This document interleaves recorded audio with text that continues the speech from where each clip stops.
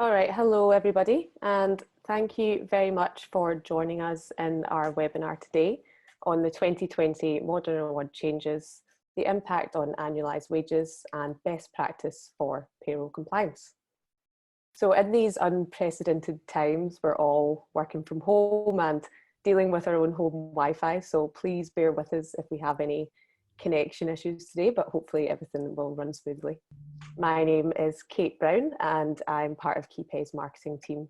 And speaking today on the panel, we have Xanthi Simpson, who's customer experience lead at KeyPay. Hi, Xanthi. Hi everyone. And we have Simon O'Bee, who's head of legal at Employment Innovations. Hi, Kate. Hi, everyone. So we at KeyPay are teaming up with Employment Innovations to give you all an overview of the modern award changes from a legal perspective. And by the end of this webinar, you'll have an idea of the legal obligations for employers in three key areas. So those areas are documentation requirements, record or timekeeping, and auditing and reconciliation of any of those entitlement shortfalls. And from a payroll perspective, Xanthi will be covering the features in KeyPay that can streamline compliance for each of those 3 points. And that's including a new functionality we're currently working on that will manage auditing and reconciliation of any potential shortfalls. Then we'll have some time for questions at the end, hopefully, so please keep them in mind for the end of the webinar, and we'll also follow up with any answers to some themes going on as well throughout. So without further ado, let's get started. And Simon, if you want to kick off by giving us an overview of what these March 1 changes are and what they mean for employers. Yes, of course. Thank you, Kate. So yeah, like I think it's useful to think about as a way of introduction why employers pay annual salaries and why these amendments were deemed necessary to make. So generally, as I'm sure is quite obvious to everyone, employers like to pay annual salaries and employees like to receive salaries because there's certainty in what is going into the pay packet on each time someone is paid. You know, the employee is generally paid the same in their paycheck each week or fortnight or month, whatever it may be, and the employer doesn't need to concern itself with making variations to the pay. So most salaries are set up as a kind of all-inclusive payment, and they're designed to cover all entitlements that might arise throughout the employment relationship. The risk of paying salaries in this way is, of course, that unwittingly an employee might be underpaid, and that's particularly the case with award covered employees. As you will probably know, that all awards have provisions about overtime for part-time and full-time employees, and those rates can be time and a half, double time, perhaps double time and a half on a public holiday, and it can sometimes be the case that an employee does a few extra hours here and there, and that entitlement to overtime can build up quite quickly. That can mean that a salary which has been set early on and perhaps without kind of much thought being given to the actual hours employees will do, that salary might not be sufficient. There can be underpayments, and that is obviously not a good situation. So these changes which were made to modern awards were with the view to protect employees in those situations from underpayments, and also, it has to be said, to give employers certainty that if they follow these new arrangements, then they will make sure they're complying with all their obligations under the awards. So it should be observed that following these new award provisions, they're not the only method of paying an annual salary. They're not compulsory if you want to pay an annual salary, but you have to engage with these provisions. But it is clear that if you follow these steps, they will be the safest way to pay an annual salary. And if you follow the steps in the awards, then you will not you'll not need to worry about underpayments. If you follow the procedure, then you'll have done everything right. It's probably worth kind of noting that there isn't a general right in employment law to pay a salary and average the salary payments over the year without relying on these award clauses. So there's no general right to underpay someone in pay period 1 and overpay them in pay period 2, and it all comes out in the wash.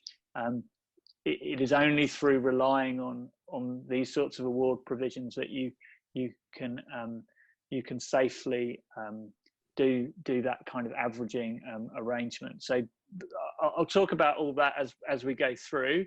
But if we look at what has changed as of the 1st of March, there were 18 modern awards that were amended to include these new annualised salary provisions. It's a real kind of mixed bag.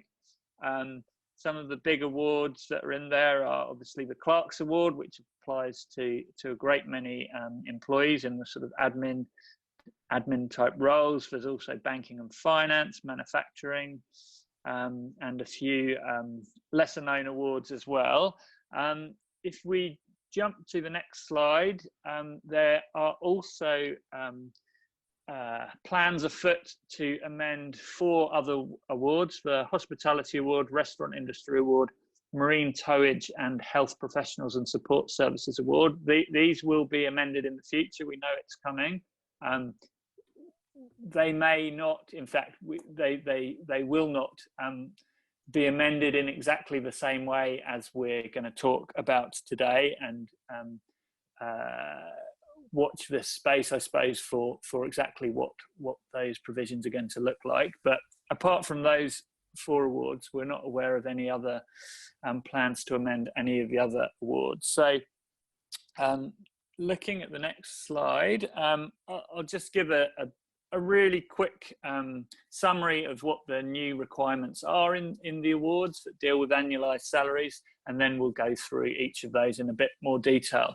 So first thing to note, I suppose, is that these arrangements just apply to full-time employees.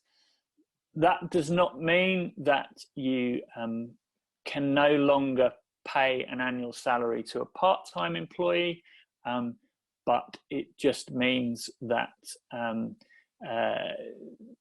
these provisions that we were talking about, that those are only applicable to full-time employees. And equally, I suppose I should make the observation, if you have employees under awards which aren't affected by these changes, you can still pay annual salaries to those employees, of course. It's just you don't have the ability to rely on the provisions that we're going to talk about today, which have a number of safeguards for employers, such as being able to underpay and then putting it right through a reconciliation at the end of the year. And I'll talk about all that as we go through, but just bear that in mind. Okay, so there's 5 key requirements that employers have to meet if they are utilising these new provisions. The first is that they must provide employees with a written annualised wage arrangement document, which is a document which specifies a number of things. For some reason, the legislation, the awards now talk about annualised wages rather than annualised salaries. I'm not sure why that is, but that's don't get confused by that. So what does this document need to contain? The first thing is it needs to contain the amount of the annualised wage or salary, so $80,000 a year, whatever it is, and which provisions of the award the annualised wage covers. So which parts of the award the wage or salary is paid in satisfaction of.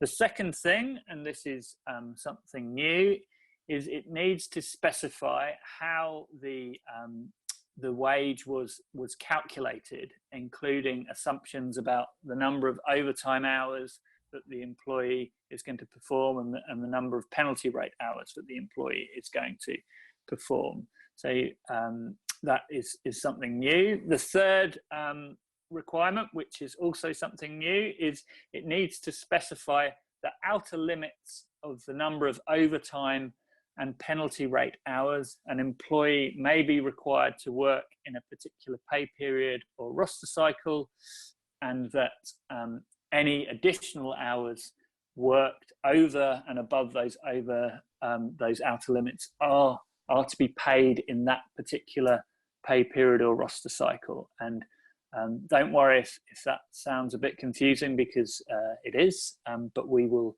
go through that in some detail, so you will understand what that means. I can almost guarantee. So that's the annualized wage document that needs to be provided to employees. The other two requirements are, firstly, employers are required to keep records of the start and finish times of the employee each day, well, each time they work, and the start and finish times of any unpaid breaks they take. And those records need to be signed or acknowledged as correct by the employee in each pay period or roster cycle. That's obviously a new requirement as well.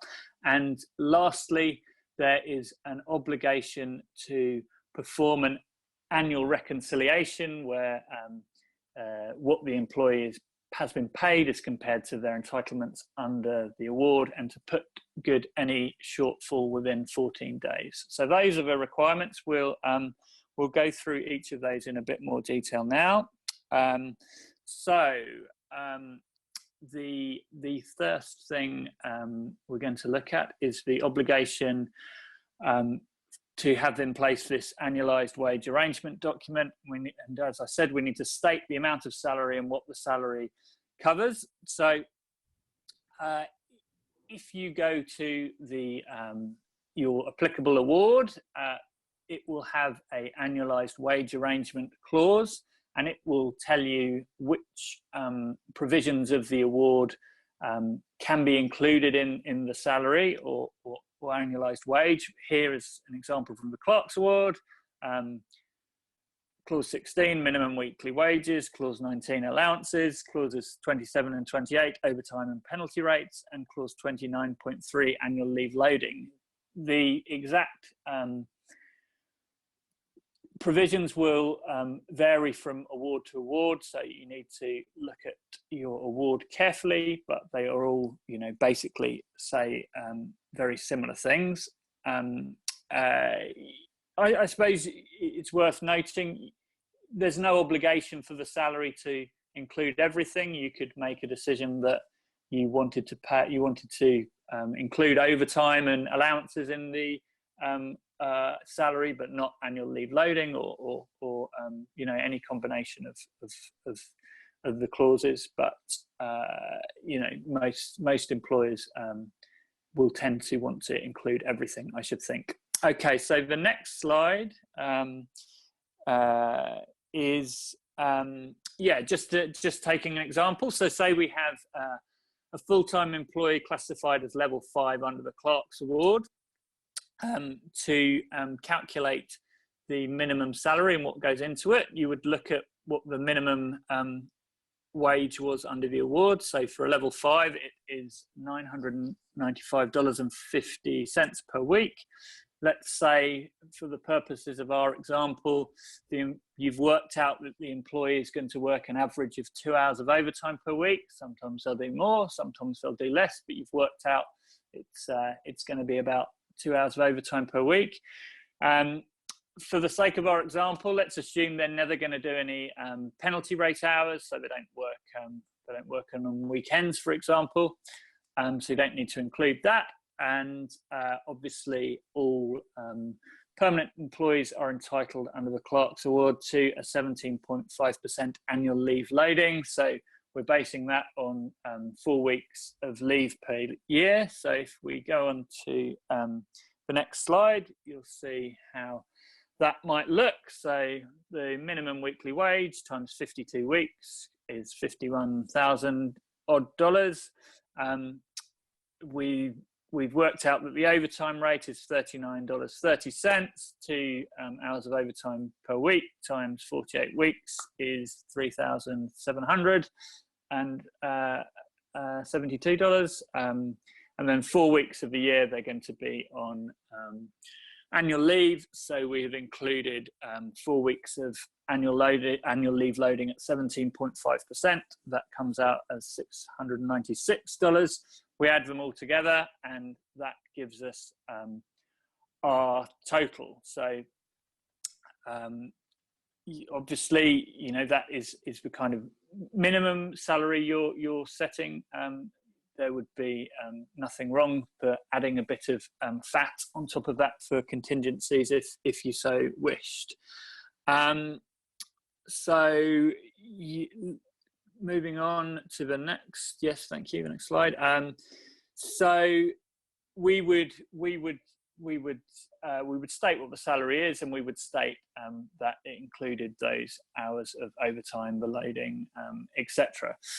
The next obligation, and this is really the most kind of complex, I would say, and the hardest to get your head around, is there is an obligation to state the outer limit of overtime and penalty rate hours an employee can be required to work in the particular pay period or roster cycle without the need for an additional payment.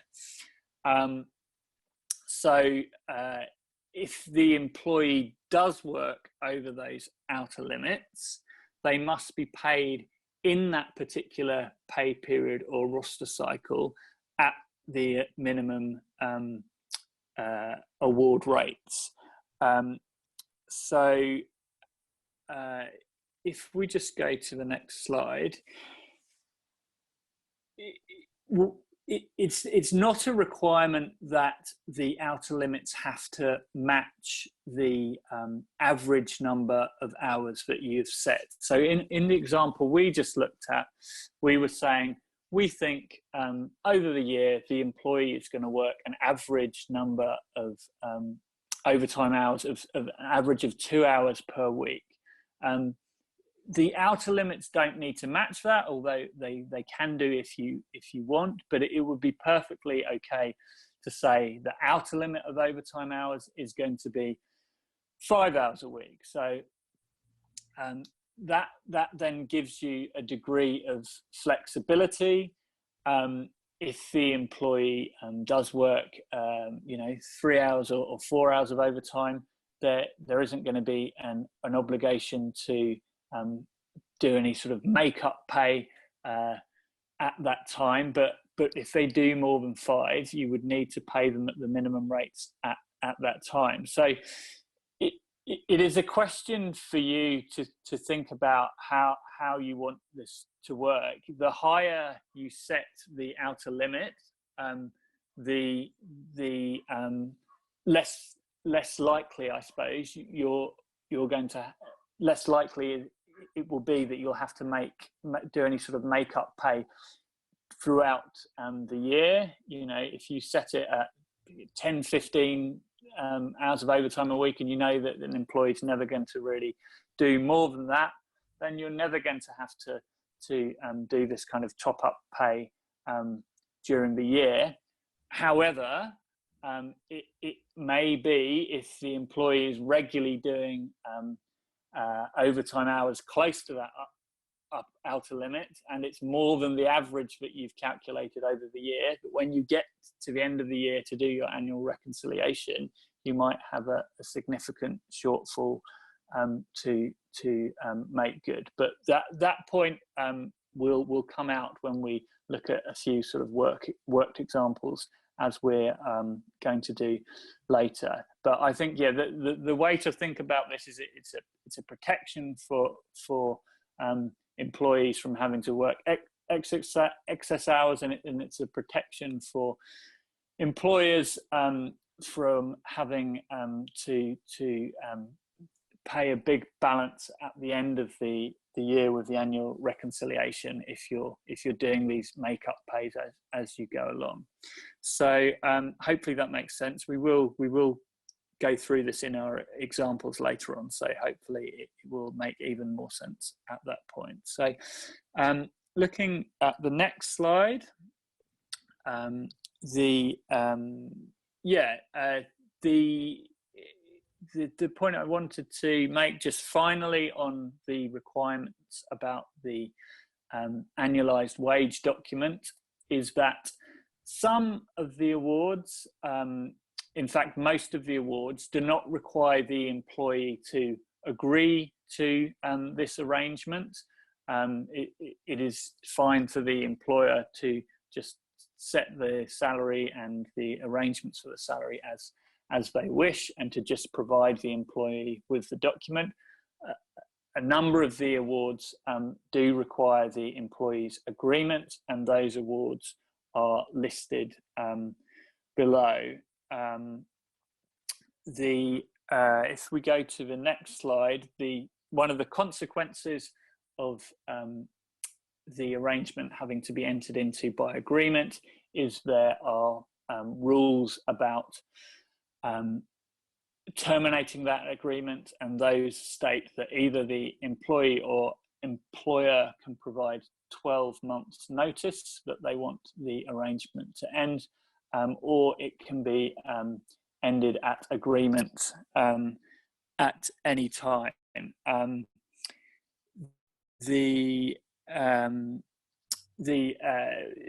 One of the other consequences is when the arrangement is terminated, there is an obligation to do an annual reconciliation of what the employee has been paid during the year compared to what they should have been paid under the award at the time that the arrangement terminates, and we shall go through all of that shortly.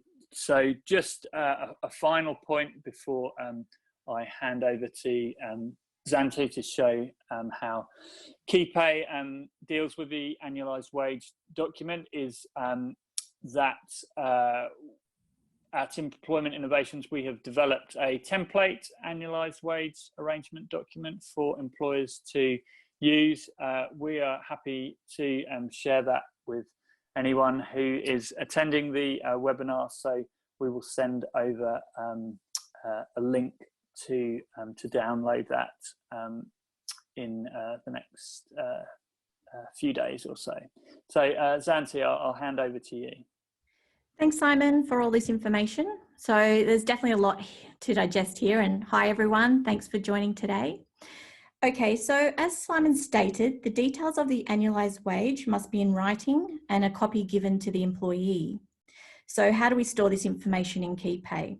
Well, we have an area in the employee details screen called Documents, where you can store this information for each employee you enter into an annualised wage arrangement with. You can see on this screen that the agreement, once signed by the employee, can then be uploaded into their employee file. You will notice that there are a few selections that can be made in relation to how you want this document accepted by the employee. You will obviously want to make it visible to the employees so that they have a copy in writing to satisfy your arrangement obligations. You may also like them to acknowledge receipt of the arrangement. And further, you can also send a notification to the employee that they have a new document in their file, as well as a reminder notification if they haven't acknowledged the document. So for example, perhaps you want to remind them on a daily basis until they have acknowledged. Okay, so what are we looking at here? So this is what the employee would view in their employee portal.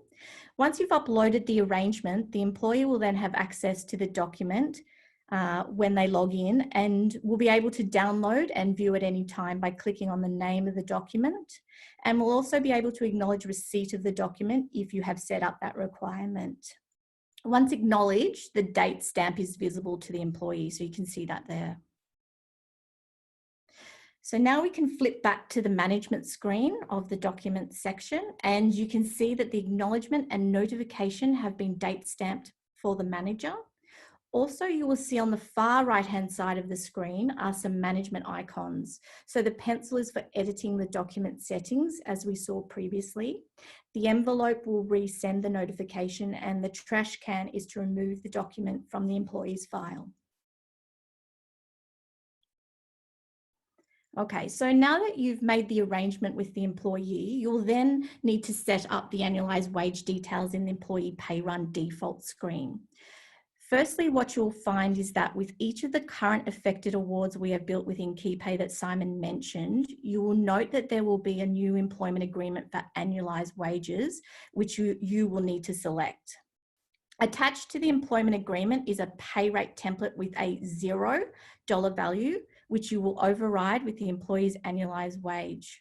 You'll also note some further changes you will need to make. Importantly, you need to select the timesheet option of use timesheets for exceptions only. This is to ensure that you've turned on the timesheet function for your employee so they can then start entering timesheets for their hours worked. However, you also want to make sure you select to pay these earnings by default. Okay, so why would we do this? Well, also attached to the employment agreement is a pay condition rule set specific to annualised wages, which has a rule set up to make sure that the system will ignore timesheets approved into the pay run. However, you will need to pay earnings by default to ensure the employee receives their usual pay period wage. Okay, so now we've looked at the documentation obligations for handling the annualised wage arrangements, and I'll hand back to Simon, who will discuss the obligations for record and timekeeping. Thanks, Anty. So the new obligations also require some quite specific record keeping requirements. And those are that the employer must keep a record of the start and finish times of each day or shift that the employee works, and also the start and finish times of any unpaid break that they take. Those records must be signed, and it can be an electronic signature or acknowledged as correct by the employee each pay period or roster cycle. So this is obviously something new, something that a lot of employers are, feeling a bit kind of nervous about, but I think the way to think about this is it is your security against underpayments. If you follow these steps, you will know exactly the number of hours your employees have worked, and there won't be any question, any argument about the number of hours they did work, because they will have acknowledged these time records throughout the pay year. And there are some really easy ways that these times can be recorded, and I'll hand over to Zante to show you how this is managed through KeyPay. Excellent, thanks Simon, very informative. And the criteria, as you said, seems very specific in what needs to be recorded. So in KeyPay, there are a few methods we have for capturing the start, finish and unpaid break times for an employee for your record and timekeeping obligations. So the first is where the employee can enter the timesheet data in their employee portal themselves for all their time worked for a particular pay period, which is then submitted to their manager for approval. You will note specifically in the grid here on this screen that the employee will need to enter their start and end times as well as their break start and end times. So these timesheets are kept as a record and can be viewed anytime you require them, either in the timesheet screens or running the timesheet report in the reporting suite. The other functions we have for capturing the time recording data is by utilising our employee time clock apps. So we have the Clock Me In app for iPads or the WorkZone app for smartphones. In order to record the correct timesheet information to meet your obligations, an employee will need to clock in to start their shift, clock on and off for their unpaid break, and clock out for the end of the shift. Once the employee has finished their shift and clocks out, a timesheet entry record is then created, which the manager can approve in the timesheet approval screen. So again, you can see from this screen grab that the start and end and break times are displayed and recorded.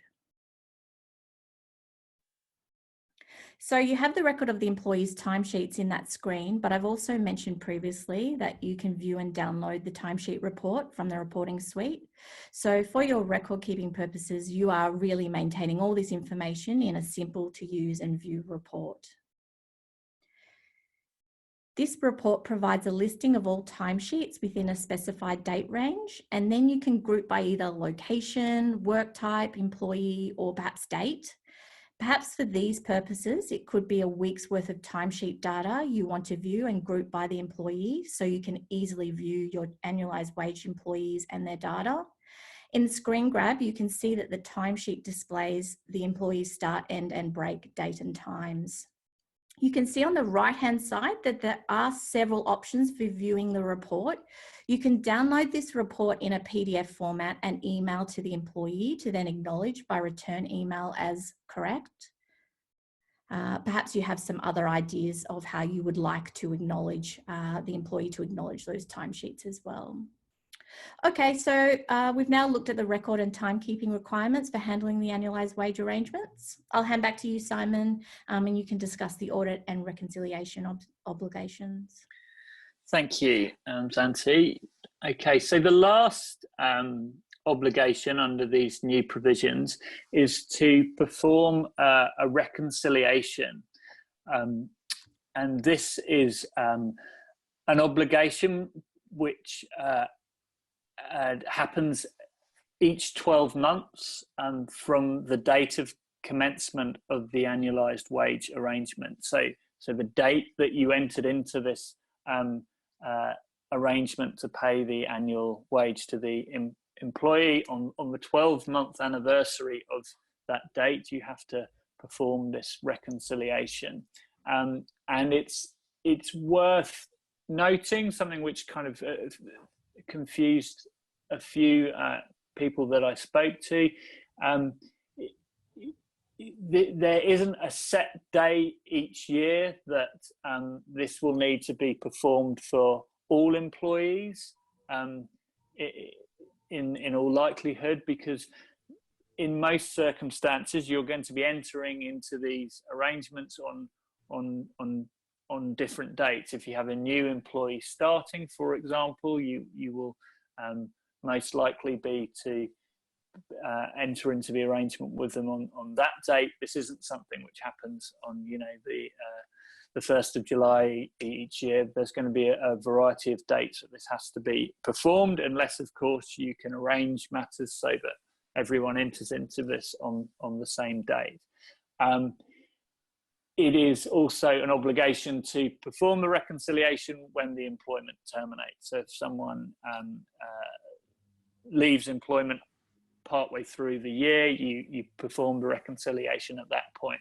And what the reconciliation is a calculation of the amount that the employee would have been entitled to under the provisions of the award, based on a hour by hour calculation, compared to what they actually have been paid under the annualised wage arrangement. And there is a comparison between the two, and if there's a shortfall of what they should have been paid compared to what they were paid, the employer has an obligation to make good that shortfall within 14 days.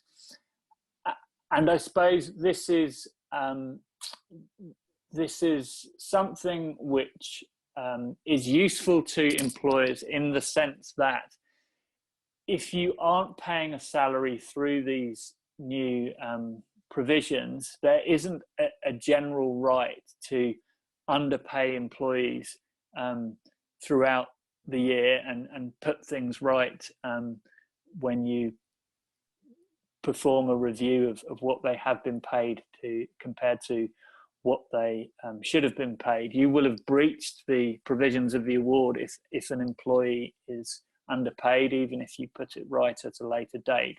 But these provisions of the award allow for this quote unquote underpayment. You have done nothing wrong by the employee earning more than what they've been paid. As long as you put it right within 14 days, you have met all your obligations. And that is, I guess, one of the attractive things about paying a salary through these provisions.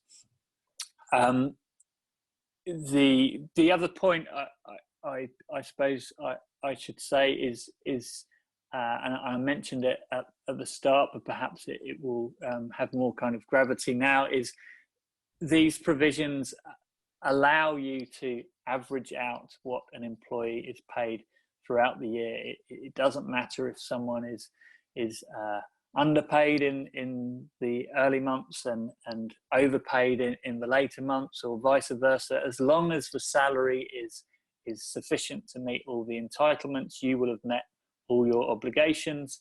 If you don't use these award provisions, there isn't any kind of general right to pay a salary that way. The salary, your obligation as an employer is to make sure that in each pay period an employee is paid all their entitlements. So these new provisions do really provide a kind of extra safety net in that situation. But looking at the reconciliation specifically, we have a few examples which hopefully will bring all the points we have talked about thus far to life, including the reconciliation. But we're going to look at a couple of examples of a sort of fictional employee and show you how all this works in practice. So hopefully this kind of brings it all together. So we are looking at our employee under the Clerks Award that we looked at before. Let's assume that we have included in our salary calculations an average of 2 hours of overtime per week. We won't worry about penalty rates, allowances, or annual leave loadings for the purposes of this set of examples. Let's just keep it really simple.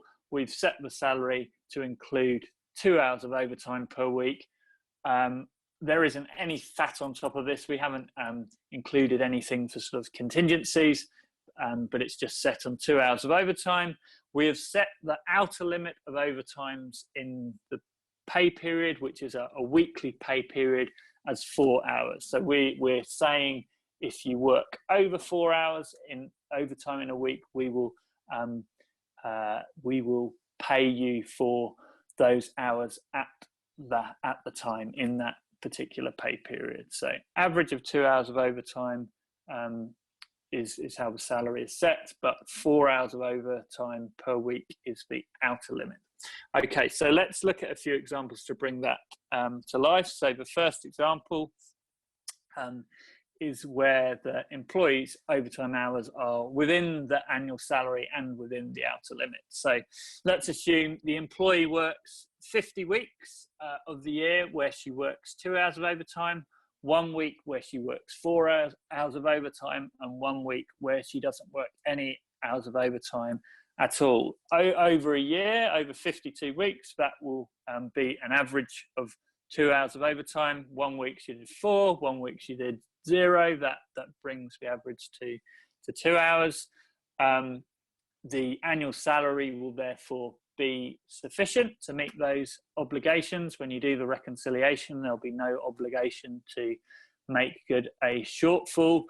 In addition, she's never worked outside of the 4 hours of overtime outer limit, so we wouldn't have had to do any kind of make-up pay during the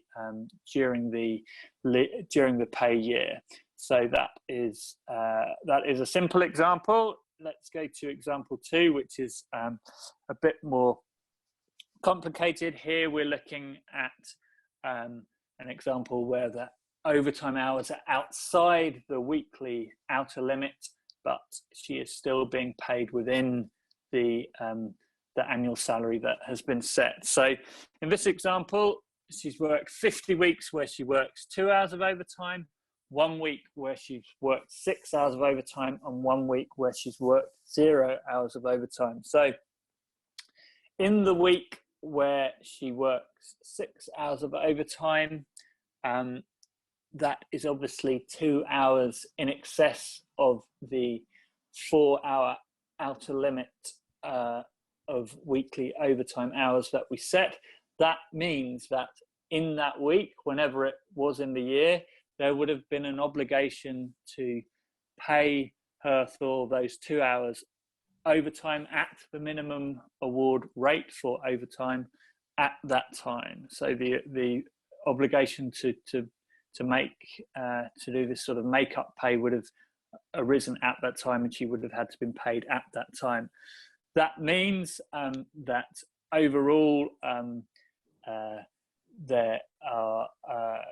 she still has worked an average of 2 hours of overtime per week because she would have been paid for 2, and that brings that week down to 4 hours of overtime still to be paid. But 1 week she worked 0 hours of overtime, so overall it's still an average of 2 hours of overtime, so the annual salary would still be sufficient to meet all the entitlements. There wouldn't be any obligation to make good a shortfall at the end of the year.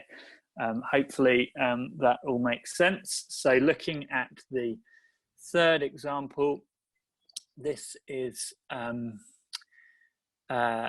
example where the employee's overtime hours have exceeded the annual salary but are inside the outer limits. So in this scenario, the employer's worked 50 weeks where she works 2 hours of overtime per week, 1 week where she's worked 4 hours of overtime, and 1 week where she's worked 3 hours of overtime.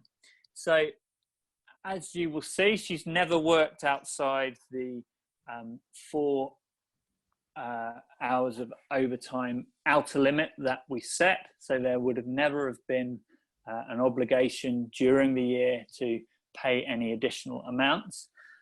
But she has clearly worked on average above the 2 hours of overtime that we set. In 1 week she worked 2 hours over, and 1 week she worked 1 hour over.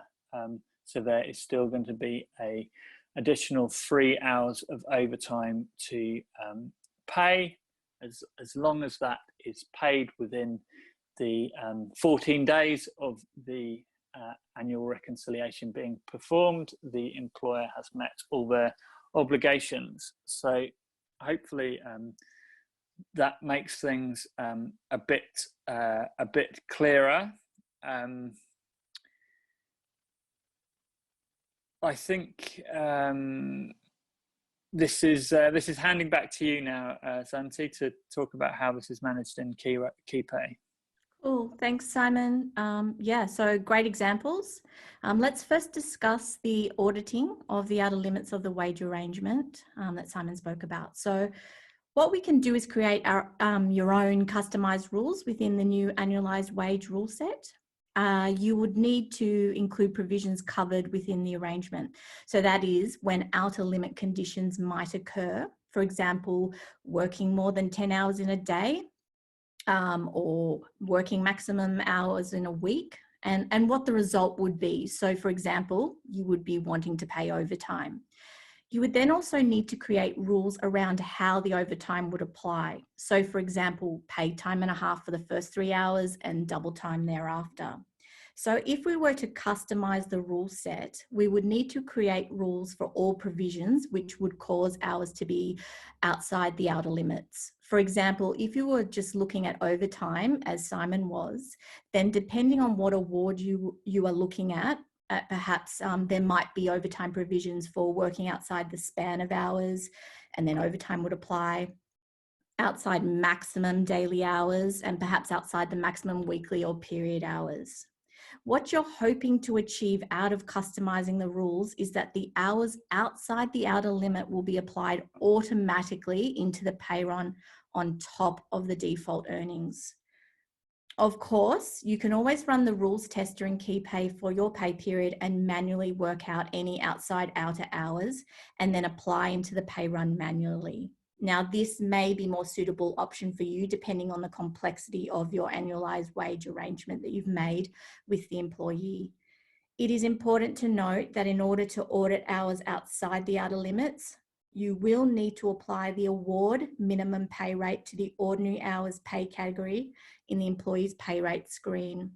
And that would be according to the classification the employee would be paid under the award provisions. And that's really to ensure the award overtime rates are paid to the employee.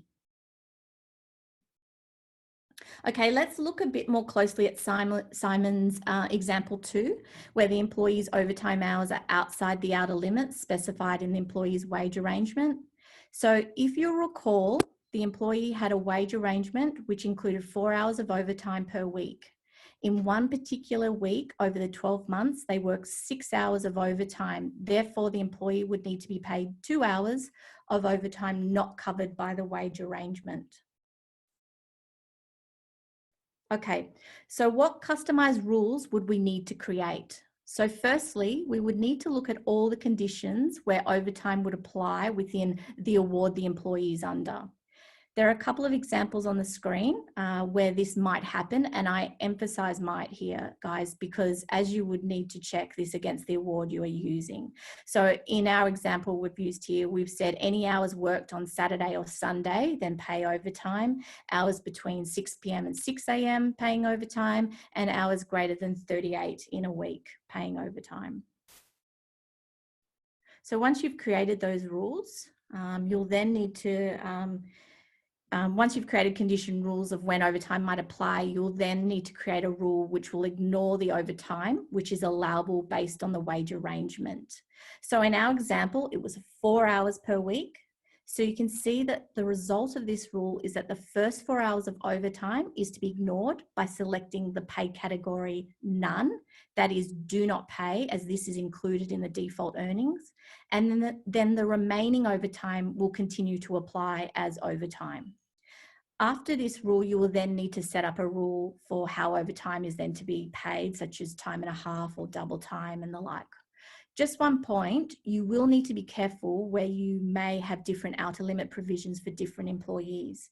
When customizing your rule set, you may need to assign tags to different employees for different outcomes, as these rules will be blanket across all annualized wage employees attached to this rule set. Okay, so as I said, what you'll find is that any hours outside the outer limit will then be automatically paid in the pay run on top of the default earnings. So based on the example and the way we created our customized rules, the rule set ignored all timesheets for hours up to 38.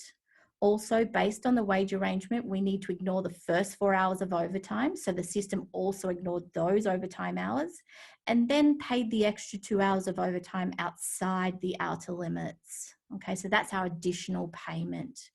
With the example, you can see the employee has their usual earnings line for their weekly wage and then the extra earnings line with the pay category for overtime being applied at the rate of the award, and that's the correct classification level for that employee. You would include all these earnings in the total annualized wage you have paid your employee for the year when performing your annual reconciliation.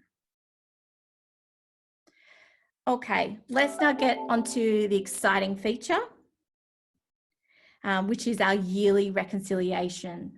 So we have some new functionality created in KeyPay to make sure you meet your obligations for this. Under the pay conditions in payroll settings, you'll find rule sets where you can test the rules of the award you have installed. This functionality has always been available, but what we've added is the option to be able to test timesheet data over a year. This is obviously in line with the obligation to reconcile at least every 12 months. So once you've selected the option for the timesheet period as a year, you will then click on Import. Now you will be importing the timesheets which the employee has been entering over the course of the year, but you haven't been paying, as you've obviously been paying the annualised wage amount. So next you will then need to select the pay rate template under the award rule set, which the employee would have been paid had they been paid under the award provisions. So the selection you make is what the timesheets will be costed against. Finally, you will then need to select to either run test, which is viewing the results on your screen, or to export the results into a spreadsheet for analysis. So let's look at the result if you were to export. So I have a sample of the spreadsheet here. What I've highlighted is the total shift costing for the year period. This is obviously going to be the most important figure in the spreadsheet, as this is what you will use to reconcile. I would suggest running one of our other reports, such as perhaps the detailed activity report, to be able to then compare what was paid to the employee over the same 12-month period and what would have been paid to the employee under the conditions of the award. Once you've performed your reconciliation, you may need to process a shortfall amount. Okay, so with processing the payment, as Simon stated, you will need to process this within 14 days. So you can process it in either an out-of-cycle pay run, or if within the 14 days, in the employee's next pay run. Okay, I think we're pretty much finished, and I think I might hand it back to you, Kate. Great, thank you so much, Santi and Simon. That was very informative. And I can see there's quite a few questions coming in. We just have under 10 minutes to get through those, but quickly, I'm just going to pop a quick poll up on the screen just to see if anybody is interested in hearing more about KeyPay or Employment Innovations. So if everybody just wants to indicate yes or no to either of these, and then we can move on to the questions. I'll just have a filter through at the moment. So we have a question here from Sarah Rogers. Why would employee only complete timesheets for exceptions? Wouldn't they need timesheets for all hours worked? Anyone wants to take that? Yes, so the obligation under the new provisions is that the employee signs or acknowledges as correct the time record for each pay period. So they do need to acknowledge that the record is correct in each and every pay period or roster cycle. That's and there's no kind of way around that. So the obligation isn't that they have to only deal with this when there is a change to their normal working pattern or anything like that. It is an obligation that arises in each pay period, even if it is just ticking something which says yes, that's right.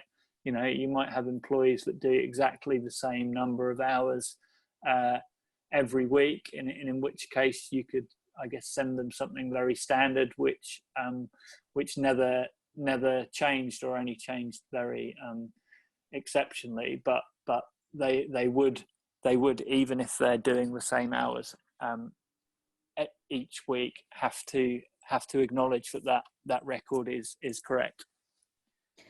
So I'll also add to that, if you don't mind, Simon. So just Sure. in the pay run default screen within KeyPay, I actually mentioned the fact that you should select pay these earnings. You need to select pay these earnings by default, but you also need to select only exceptions. So timesheets, use timesheets for exceptions only. The reason you're selecting that option is because if you say use timesheets for all time worked, it's the way leave is then processed within the pay run. So if you selected use timesheets for all time worked, then when you actually apply leave in the pay run, the leave will then actually add an extra earnings line, and that's not what you want. You actually want to be able to do an in and out reconciliation of leave. So for leave purposes for salary or waged salary employees, you need to select that option of use exceptions, okay, for timesheets. I hope that answers your question.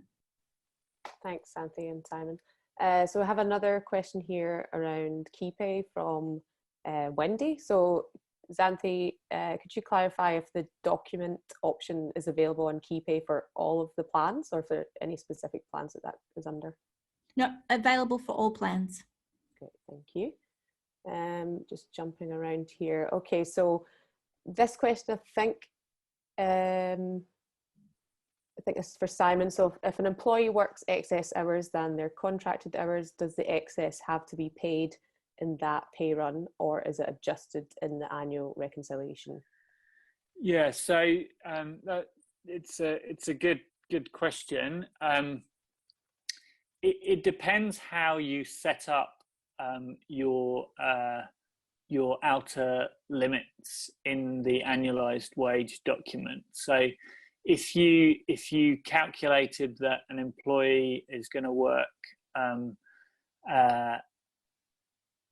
if you calculated the salary on the basis of, say, an average of 4 hours of overtime per week, and you set the outer limit of overtime that they're going to work as 4 hours a week also, then anytime they work over 4 hours of overtime per week, you would need to make the payment in that pay period. If you don't want to do that, if you want to have a situation where you aren't having to do this kind of make-up pay as you go along, then you either need to set the outer limit at a high enough number of hours that the employee is never going to work that amount of hours, and you can do that. But if you're taking that approach, then I guess you need to be pretty strict with your employees about the number of overtime hours they're actually performing. You know, if you set it at the outer limit at 20 hours of overtime per week, but you've only set the salary based on, 5 overtime hours per week, you don't want to get to the end of the year, find out that the employee has worked 20 hours of overtime each week, and then have a big shortfall to make good. So, I think it's important, if you're taking that approach, that you need to keep an eye on the number of overtime hours that are being performed, which you will have the ability to do through the time recording, and have some clear rules about overtime. Does an employee have to get their manager's permission before they perform any overtime? Does it have to be in writing? Or all of those sorts of things, I think, are necessary to think about if you're going to have that kind of arrangement. I hope that answers the question. Thanks very much, Simon. So quite conscious that we're nearing 2 o'clock, but there are a few other questions on here. We can compile some answers to these and follow up to any ones that have been missed this afternoon, so don't worry about that. And yeah, just want to say thank you to everybody for joining, and thanks to Xanthi and Simon for providing your legal and payroll wisdom. I hope it's been useful for everyone. So as I said, we'll be following up with a recording of the webinar, and I'll also provide the slides today. I had a few people request those, so happy to do that. So don't worry if you feel you've missed anything. We'll also be sharing that free download of Employment Innovations annualised wage arrangement template as well, so look out for that in the follow-up comms. All right, thank you everybody, and hope you have a great rest of the week, and take care.